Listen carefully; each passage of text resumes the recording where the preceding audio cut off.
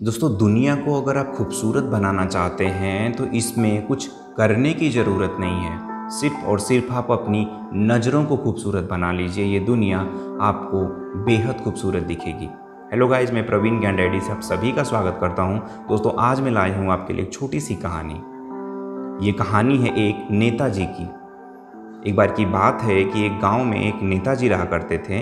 वो किसी एक साधु के आश्रम में जाते हैं। एक्चुअली क्या होता है कि उस साधु की बहुत ही प्रशंसा होती है उनके उनके राज्यों में, कि उनको ऐसा लगता है कि ये साधु इतने अच्छे हैं, तो क्यों ना हम एक बार चल करके देखें, इनकी इतनी प्रशंसा क्यों होती है, जो जितने भी लोग आते हैं इनकी इतनी प्रशंसा क्यों करते हैं, क्या अच्छाइयाँ हैं इनके में, क्या खूबियाँ हैं, तो क्यों ना हम इनके आश्रम में देख करके आते हैं। तो नेताजी इसी सिलसिले में उनके आश्रम में जाते हैं। और जैसे ही वो आश्रम में जाते हैं, देखते हैं कि वो जो साधु होते हैं वो अपनी अपनी ज़मीन पर कुछ कालीन बिछा करके अपने शिष्यों को कुछ सवाल जवाब करते रहते हैं। तो नेताजी जैसे ही जाते हैं वहाँ पे, जैसे ही इंटर करते हैं तो वहाँ पे साधु जी कुछ नहीं बोलते। नेताजी गुस्सा हो जाते हैं कि जहाँ पर जाते हैं एक्चुअली वहाँ पे लोग उनकी प्रशंसा करना और उनके स्वागत में खड़े हो जाना और तमाम तरह की बातें, उनके स्वागत के लिए लोग आइए सर ऐसे कर कर के बिहेव करते हैं। पर यहाँ तो बिल्कुल उल्टा होता है। यहाँ पे कोई कुछ बोल ही नहीं रहा है उनसे, उनका कोई स्वागत ही नहीं कर रहा है। तो नेताजी इतने में गुस्सा हो जाते हैं, मेरा कोई स्वागत ही नहीं किया। थोड़ी देर जब बीतता है तो नेताजी कहते हैं साधु जी से कि हमें आपसे कुछ बात करनी है।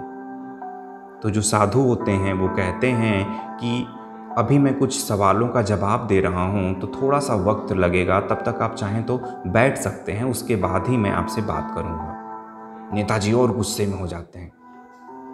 साधु से कहते हैं कि तू जानता है मैं कौन हूँ। एक्चुअली पहले बहुत रिस्पेक्ट से बातें करते हैं, आप कह के बातें करते हैं, उसके बाद तू तड़ाक पे उतर आते हैं। फिर वो कहते हैं तू जानता है मैं कौन हूँ, तू नहीं जानता कि मैं कौन हूँ।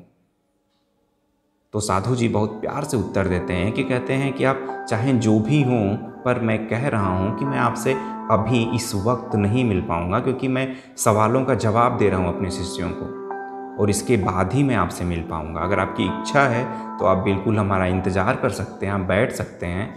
अगर आपकी इच्छा नहीं है तो आप जा सकते हैं। इतने में नेताजी और तिलमिला गए और गुस्से में हो गए। न जाने गंदी गंदी बातें बोलने लगे कि तू ऐसा है, तू घटिया साधु है, मैं जानता हूँ कि तुम ये शिष्यों को ज्ञान का झांसा दे करके इनसे पैसे वसूलता है, तू जानता है कि मैं तुम्हारे बारे में क्या सोचता हूँ। तो साधु जी थोड़ा सा मुस्कुराते हैं और कहते हैं कि चाहे आप हमारे बारे में कुछ भी सोचें, हमें कोई दिक्कत नहीं है, लेकिन हम अभी आपसे नहीं मिल सकते क्योंकि हम इनके सवालों का जवाब दे रहे हैं। तो नेताजी और हाइपर हो जाते हैं। तू नहीं जानता है तो किससे बहस कर रहा है, तो इतना घटिया इंसान, तुझे यहीं इसी ज़िले में रहना है, इसी राज्य में रहना है, मैं तुझे निकाल दूंगा यहाँ से, मैं तुमको जेल के सलाखों के अंदर डाल दूंगा। तमाम तरह की बातें करने लगते हैं। फिर थोड़ी देर बाद वो कहते हैं कि अभी भी तुम्हारा वक्त है, अभी भी मुझसे माफ़ी मांग लो ताकि मैं तुम्हें माफ़ कर दूं। तो साधु जी थोड़ा सा आंखें बंद करते हैं और उसके बाद आंखें खोलकर उनको हाथ जोड़कर कहते हैं कि आप चाहे जो भी हों, आप चाहे मेरे बारे में जो भी सोचते हों, मुझे आपसे कोई शिकायत नहीं है। मैं आपसे क्यों माफ़ी मांगूँ, आपने कुछ गलत नहीं बोला, मुझे आपसे कोई शिकवा शिकायत नहीं है। आप बहुत ही नेक इंसान हैं, बहुत ही अच्छे इंसान हैं, हमें कोई दिक्कत नहीं है आपसे। इतने में जो नेताजी होते हैं अपनी प्रशंसा सुन करके सातवें आसमान पर उनका पैर हो जाता है, बिल्कुल एकदम खुश हो जाते हैं। तो सोचते हैं कि जैसा हम हमेशा की तरह जहाँ पे जाते हैं लोग इतनी प्रशंसा करते हैं, आखिर में साधु जी भी हमारा प्रशंसा करने लगा। बिल्कुल खुश हो जाते हैं और खुश हो के वो जाते हैं, खुश हो के घर चले जाते हैं। और जैसे ही घर जाते हैं, घर जाने के बाद उनके पिताजी जो होते हैं वो भगवान का ध्यान लगाते रहते हैं। तो अपने पिताजी के पास जा कर के बैठ जाते हैं, बिल्कुल खुश रहते हैं कि आज मैंने साधु का घमंड तोड़ दिया। पहले बहुत ही एटीट्यूड दिखा रहा था, ऐसे तमाम तरह की बातें मन ही में सोच सोच के एकदम प्रसन्न होते रहते हैं। तो जैसे ही उनके जो पिताजी होते हैं, जैसे ही उनका ध्यान भगवान की पूजा करने के बाद वो पूछते हैं कि बेटा इतने खुश क्यों हो, तो बताते हैं कि आज ऐसा ऐसा हुआ, एक साधु था, मेरी इज्जत नहीं कर रहा था, मैंने उसको बहुत ही हड़काया, उसके बाद मेरी इज्जत करने लगा, मुझे कह रहा था कि तुम बहुत अच्छे हैं, आप बहुत ही नेक इंसान हैं। उसके पिता भी हंसने लगे और कहें कि बेटा वो साधु जी जो थे वो तुम्हारी प्रशंसा नहीं किए, और तुमने जो बोला उन साधु को, वो साधु वो नहीं है, वो एक्चुअली में तुम हो जो तुमने उनको बोला, और जो साधु तुमसे बोले वो नहीं है, वो जो साधु बोले वो तुम नहीं हो, वो साधु ने जो बोला वो है।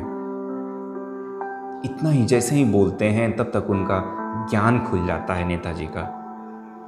नेताजी को पता चल जाता है, उनके पिताजी कहते हैं कि तुमने साधु पे जो गुस्सा किया तो उसमें उनका कुछ भी नहीं है, वो तुम जैसे हो जैसे तुमने उनको दिखाया, और वो जैसे हैं, उनका बड़प्पन जितना है उनके अंदर उन्होंने तुम्हारे सामने पेश किया, तो इसमें तुम्हारी प्रशंसा नहीं हुई, बहुत ज़्यादा खुश होने की ज़रूरत नहीं है।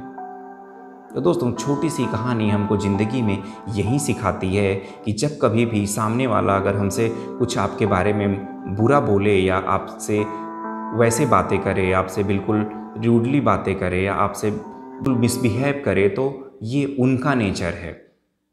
वैसे समय पे भी हमको अपनी तरह जैसे कि आप हैं उनसे प्यार से बातें करना चाहिए। तो सामने वाला चाहे कुछ भी बोले, ये उनका बिहेवियर है।